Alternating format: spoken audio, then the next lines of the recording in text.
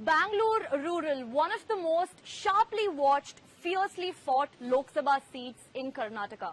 Well, this time it's no different. It's going to be a fight between two powerful families of Karnataka. Former Prime Minister Deve Gowda's family and DK brothers. And it's my absolute honor and privilege to be joined by Dr. C.N. Manjunath on our special broadcast today. Sir, thank you so much for talking to India today. Yeah, it's been a very hectic day for you. You've been campaigning for over 10 days now at a stretch.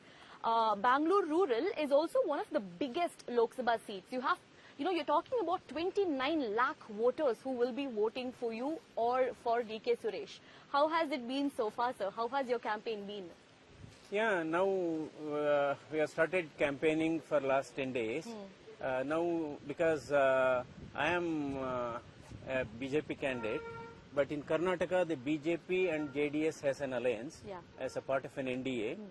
So we are addressing series of party workers meeting.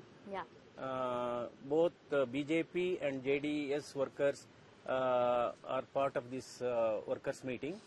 And there's a very good response because initially there was a speculation and some thought process going on because BJP and JDS workers, whether they will go really together by heart to heart.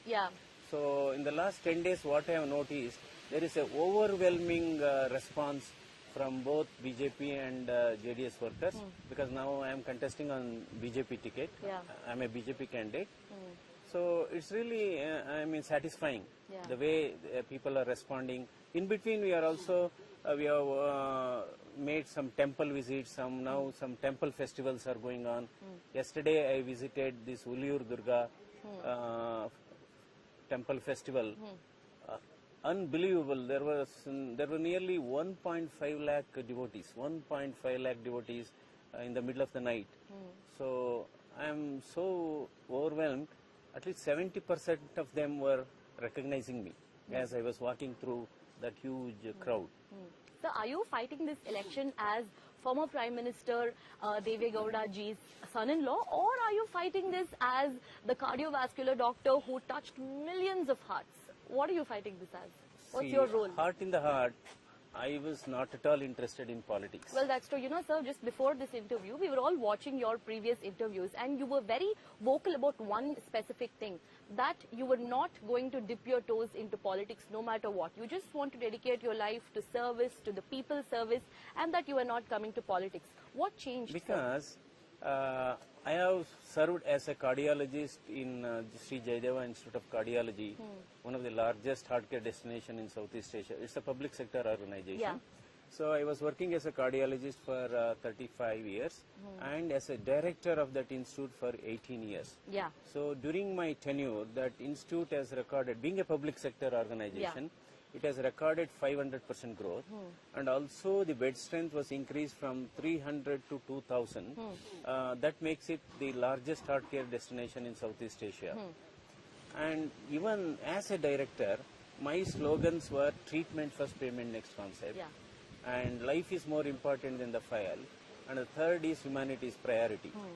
So as so in fact, my tenure ended on January 31st this year.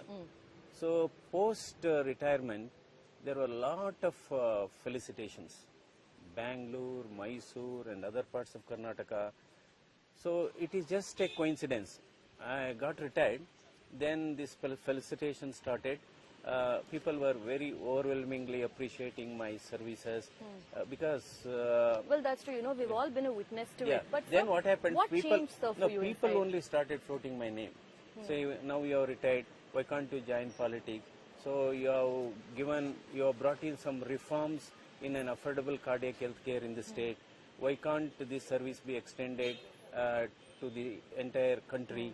So even many of my friends, many of my well-wishers and many people started calling me from other states. Orissa, West Bengal, then Tamil Nadu, Kerala, Delhi. So, Dr. Manjunath, see, you are not just a cardiologist, you are a great administrator and you have brought in a lot of reforms. So, this country healthcare requires some reforms. People like you should get into politics. And they also said Sri Narendra Modi ji government is giving lot of importance to achievers or experts and those who are giving some, those who are game changers in a particular field. So I think your services may be better utilized on a national front, national stage. So with all these things, of course, it was not a very easy decision for us. Yeah. So then I consulted my family, my wife, my children. So then ultimately I thought I should respect people's wishes.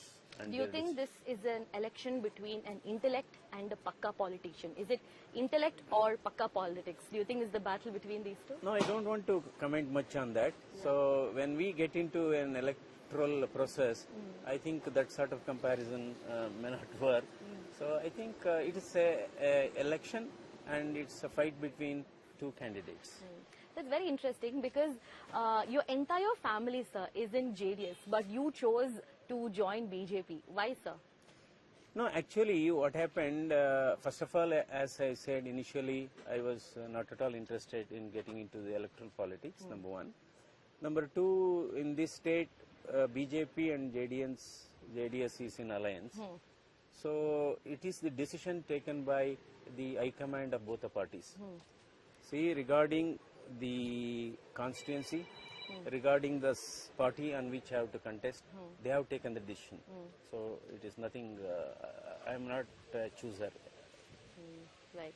So another more interesting factor is that when it comes to Bangalore rural, with, you're talking about Ramnagara, Kanakpura, Magadi, Electronic City, and so over the past many years, this particular region has always been prone to a lot of road accidents. You have a medical profile. So what initiatives do you have in your mind for this problem that we are talking about? See, now there is an express highway connecting Bangalore and Mysore. So 13% of deaths in India is due to road traffic accident, which is really, painful to say, because all are healthy people dying due to road traffic accident. So to bring down this road traffic accident, anyway, some measures have to be taken. Maybe, of course, now they are not allowing these two-wheelers and all those things. And another important thing, we have to take care of accident victims properly. So one trauma care center has to be there maybe for every 100-150 kilometers so that we can give treatment in the golden hour of accident victims. You plan to bring a trauma care center somewhere in Bangalore rural? Is that going to be a next course of action if you get voted to power? Yeah, that's one, and I am going to suggest this policy for the entire country. Okay. So it's not, see, in my opinion, the duties and responsibility of a member of a parliament, primarily, yes, you should address the issues connected with your own constituency, but your thought process should go beyond your constituency barrier. So even for, if there are some state issues, I think you have to get into how best we can solve those problems, any state issue or even national issues. If you can contribute, you should contribute. So that is my way of thinking. So one question that everybody at this point has in their mind is that you are talking about somebody who is as influential and powerful as the DK brothers. What makes you think, sir, that you stand a chance when it comes to somebody as powerful as the DK's family? Is it because you also hail from a very strong political background, or do you think that there is anti-incumbency persisting in Bangalore rural? What makes you think you can take on DK brothers? See, number one, as I've already said, I am an NDA candidate. Of course, a BJP candidate. So BJP and JDS has a very strong vote base here. So particularly in, for example, RR Nagar or Bangalore South Taluk or part of Anekal, it is part of Bangalore city only. So here BJP has proved a very strong point, and BJP's vote base is very strong here. Then coming back to those rural segments, there JDS is also very strong. And Narendra Modi's image, charisma, and former PM Deve Gowda ji, then former CM Kumaraswamy, former CM Yediyurappa. So all those forces are, working in tandem, and that's how I have got a definite chance. Doctor, you've seen success almost everywhere that you've dipped your toes into. First, you entered the medicine field and then you saw success there. Then you forayed your role into as an administrator of Jayadeva Hospital, which later on became Asia's largest cardiovascular institute. And now you have dipped your toes into politics. How sure are you about achieving a success here? Are you somewhere apprehensive about losing? Are you nervous inside, Doctor? No, in fact, everybody says you are more stressed when you are in the hospital. Because I'm always worried about the patients, I'm worried about various issues cropping up every hour. So after started campaigning, every day my confidence level is going up. There is an overwhelming response and many of them are coming and telling, we were waiting for such a candidate to represent this constituency. And in fact, it is our honor and pleasure to vote you. So that sort of a reaction is coming up. So as a result, yes, it's going to, because constituency is so big and so vast, we have to sweat out. Yeah. That is, campaigning is hectic. So it starts from dawn to dusk, all those things. But all these things are washed away because of the positive response I am getting in almost all constituencies. Okay. So, you know, generally the perception in the public is that they see you as a soft, well-educated, mild-mannered sort of a person. Do you think, sir, you can be political? Because in politics, make no mistake, there's always a slew of jibes being thrown around, personal attacks, jibes. Do you think Dr. C.N. Manjunath can ever be political? Because people haven't seen that side of you till now. See, yes, now I have stepped into politics, Yeah. but I don't want to do any politics.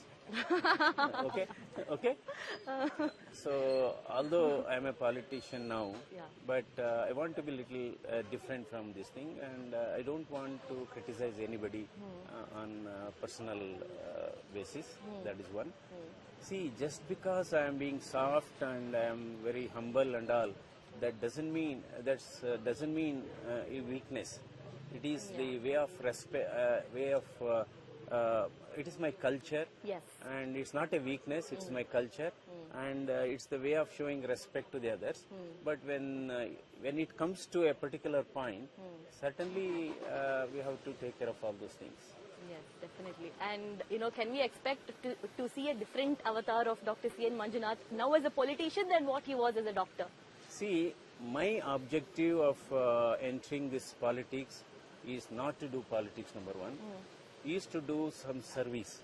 Whether I can contribute whatever my vast experience and whatever achievements I have done in a public health sector, public heart institution, whether I can take up this model across the state, across the country, like that. So that is my intention. And also, see, always some innovative ideas. As a member of the parliament, some innovative ideas are always being respected, and I can be of some help. I can be whether I can contribute something for game-changing policies of this country. Yeah. Well, Doctor, you've been candid on this conversation with that, and for that, thank you so much, Doctor. We wish you all the very best for your campaign and for elections. Yeah, thank you very much. That was Dr. C.N. Manjunath with us. He has served as the director of Jayadeva Hospital for 18 long years, and in fact, when he resigned from his post, the entire state of Karnataka was almost teary-eyed, bidding their farewell to Dr. C.N. Manjunath, and now he has decided to put a new hat on as a politician's hat. We need to wait and watch how the fight is going to transpire. Will Dr. C.N. Manjunath be able to penetrate into the forte of the mighty DK brothers? With camera person Shivamurthy, Anaga Keshiv reporting for India Today from Bangalore.